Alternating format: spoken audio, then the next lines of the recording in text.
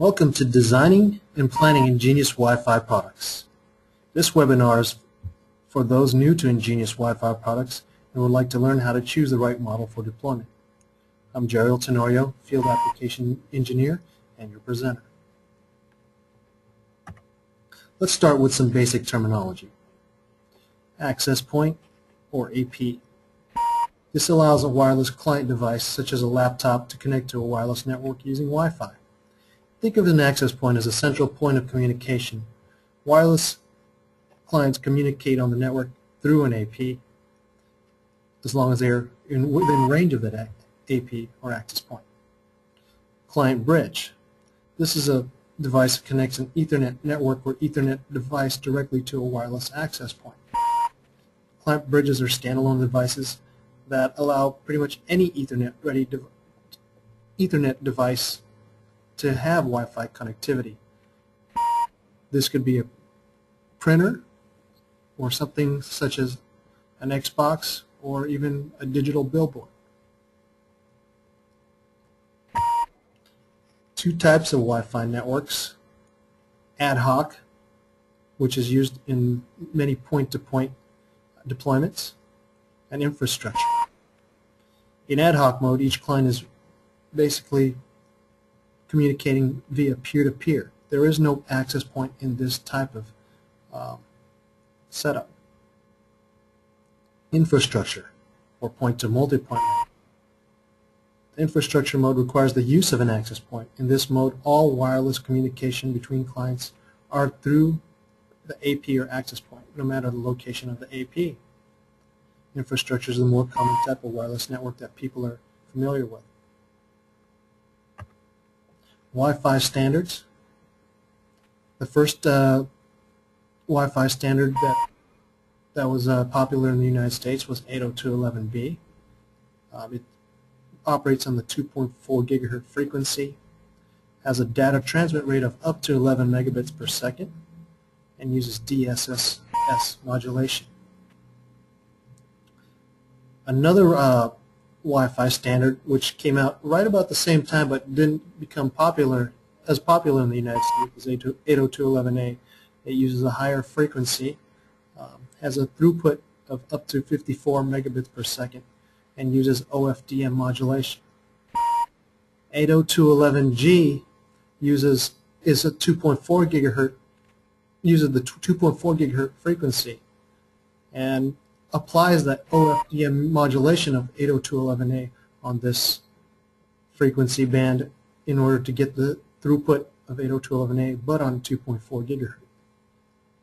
802.11n, which was recently ratified, can be used on both 2.4 gigahertz or 5 gigahertz.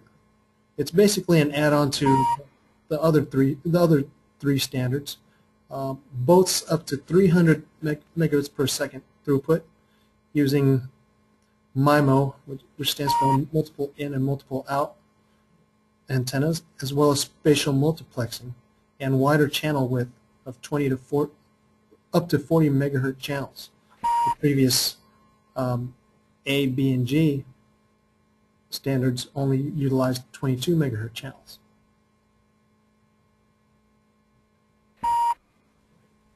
Now here's a very simple wireless network, as the type of network that you would see in a home. In this example, we have an ESR 1221 EXT acting as a wireless router. As you can see, where a wireless laptop or a computer with a wireless network adapter can connect to it.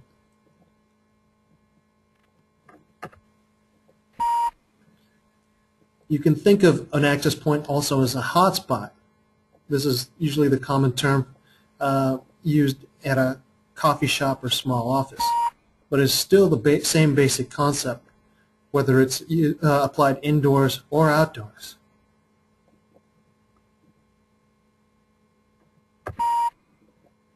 For these simple applications, these models are what we recommend for smaller home or apartments. The ESR 1221 EXT, which boasts 200 milliwatt output power. Why we stress the output power is because most other leading brands only have about 50 milliwatt transmit power compared to the 200 milliwatt output power of this tiny yet powerful router. Another way to have long range is using 802.11n technology. We have the ESR 9753, which borrows some of the 802.11n technology.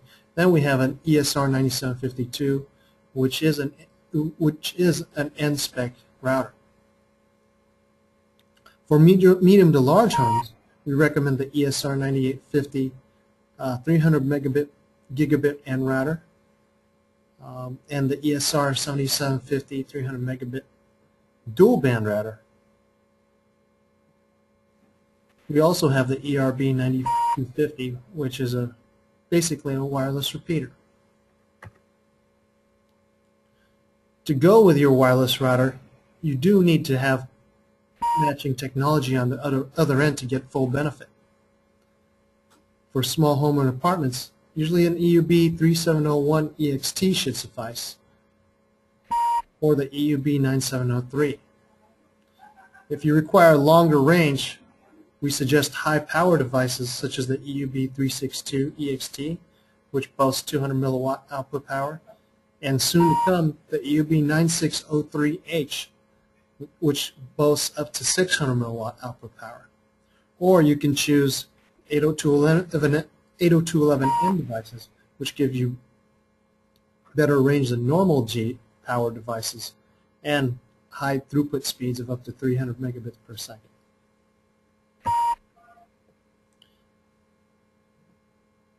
Now we'd like to transition to our business class models. They have higher RF transmit power and sensitivity than the models we just mentioned. Also in our business class models are the added power over Ethernet capability. This allows you to deliver both data and power over a single Cat5 Ethernet cable.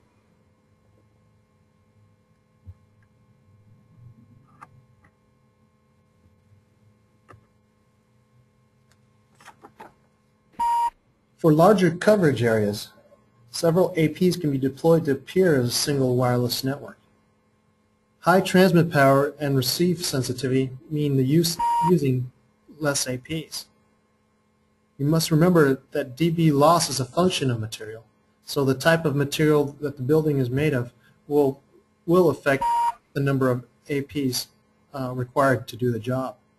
Brick or concrete walls, as rule of thumb, usually can cover 15 rooms per AP in a hotel, compared to if the hotel were constructed of drywall, you might be able to cover 25 rooms per AP. So you can see here, usually that's because through a brick wall you have about 8 dB loss per wall, versus with drywall you only have 4 dB loss.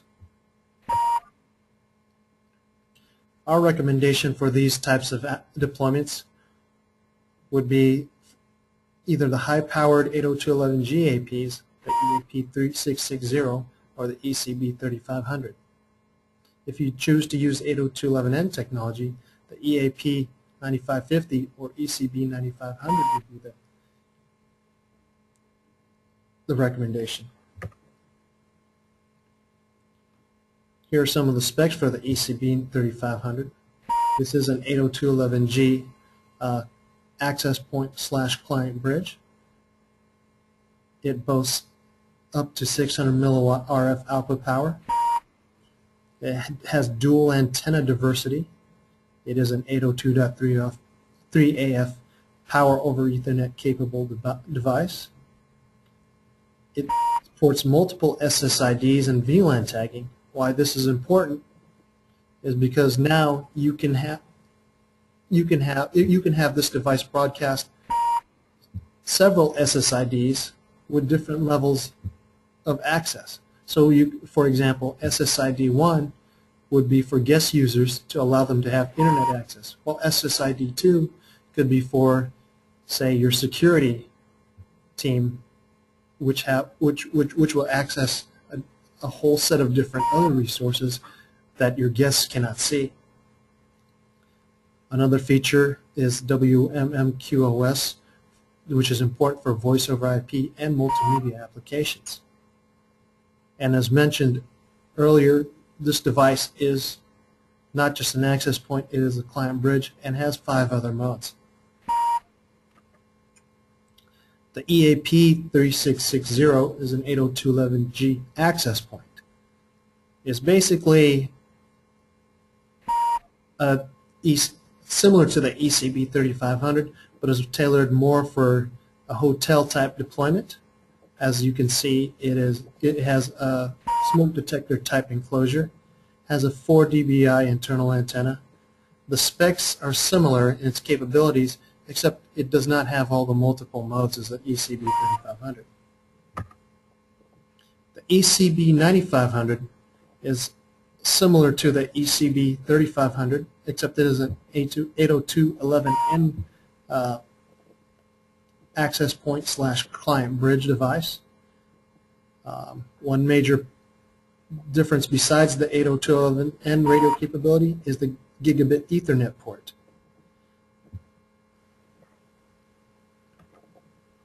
The EAP 9550 basically is the 802.11n counterpart of the EAP 3660. It does have a 4 dBi MIMO smart antenna to take advantage of the 802.11n capability.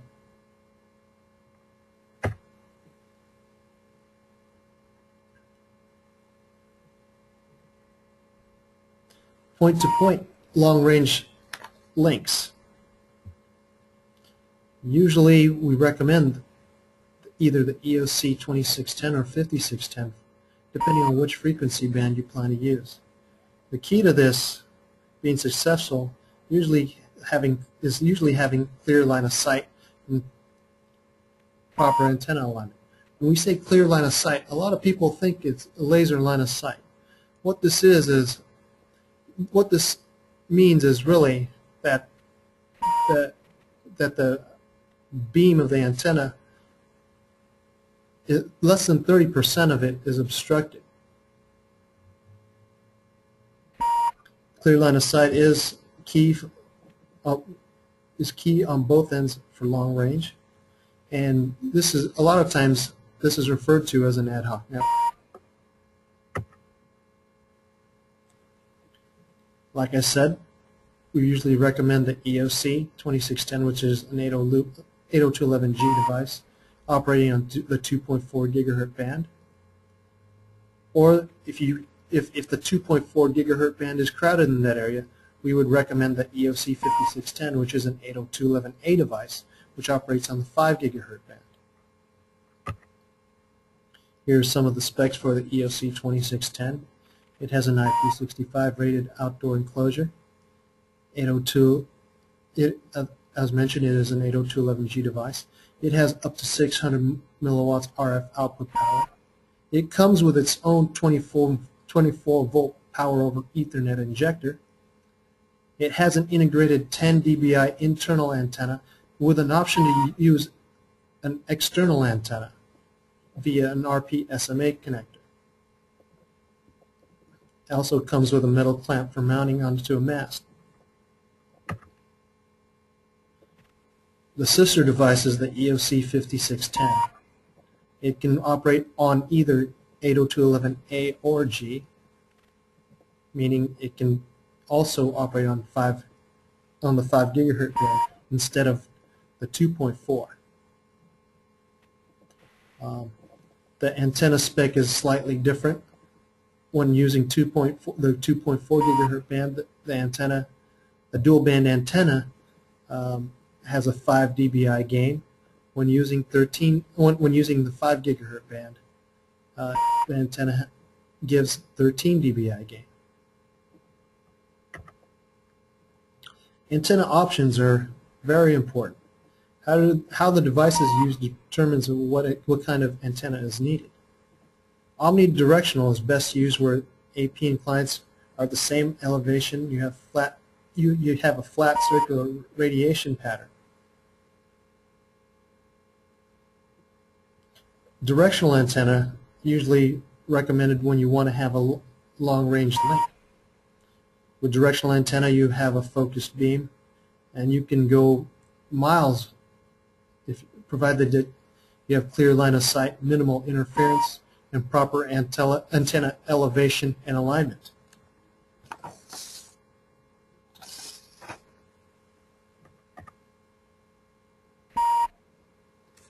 Point to multipoint outdoor omnidirectional antenna. In this diagram, you see that omnidirectional antenna is on the AP, while the client bridges are using directional antennas pointed back at the AP. This is the same basic concept as the home slide, the very first slide we looked at, except on a larger scale with higher power devices and directional antennas.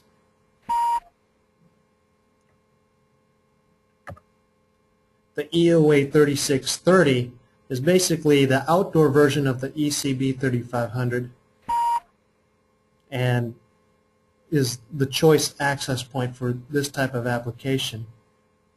It has, just like the EOC 2610 and EOC 5610, has an IP65 rated enclosure. It has 600 milliwatt output transmit power. It has a Type N RF connector, comes with a 24 volt PO power over Ethernet injector, and has a wall or mast mount bracket.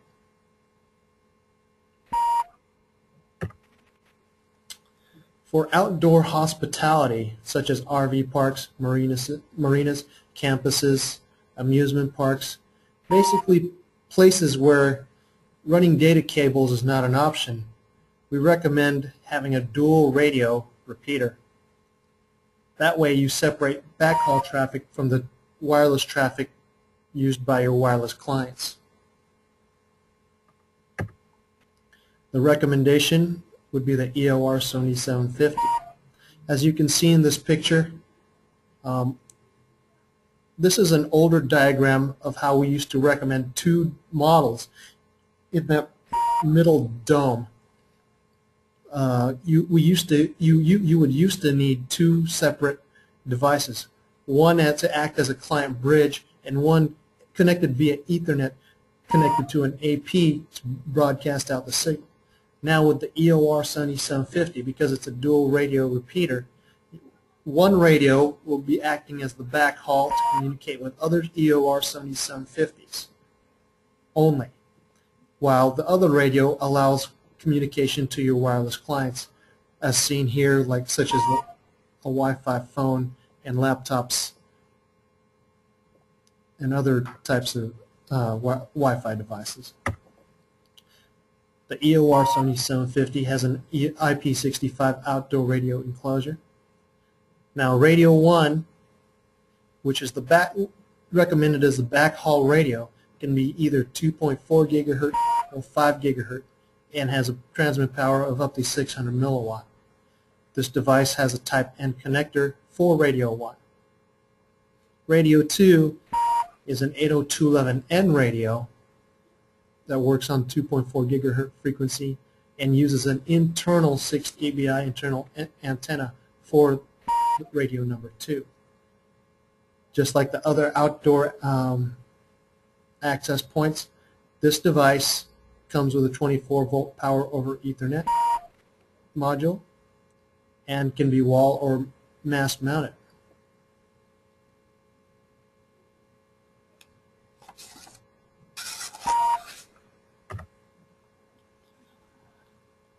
Now applying concepts for a WISP model. The EOC 2610 configured in client bridge mode is a popular choice for being deployed as a CPE device by WISPs.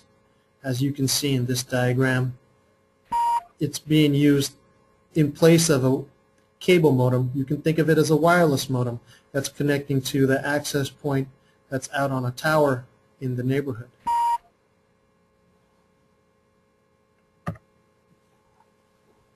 One vertical market that's becoming very popular is the IP security camera.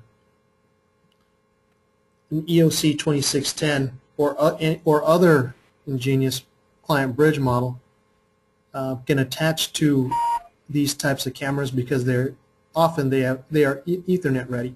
And even if the camera is wireless, a lot of times the range of the radio integrated into the camera is not very powerful.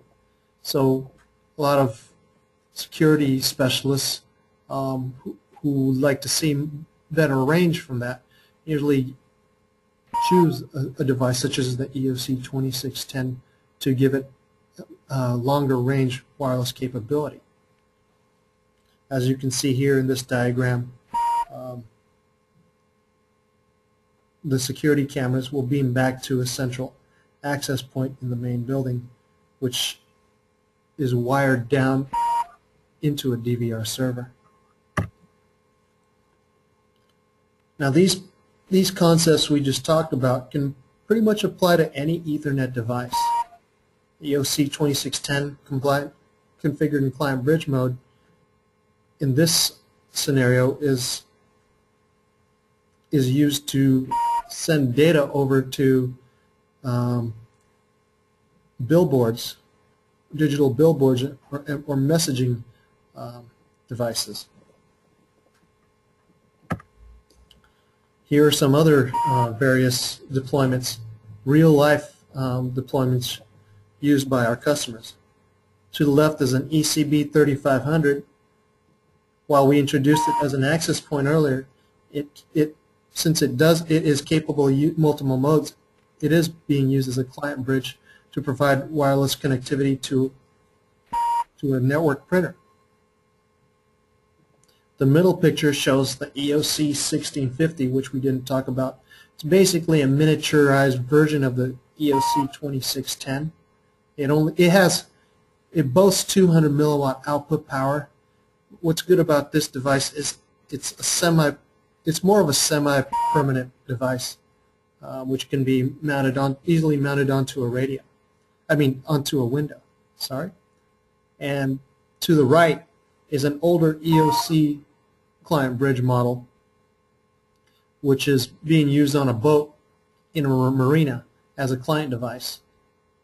Because a lot of times, once you go below deck on a boat, a wireless laptop does not have the power to connect back to an access point.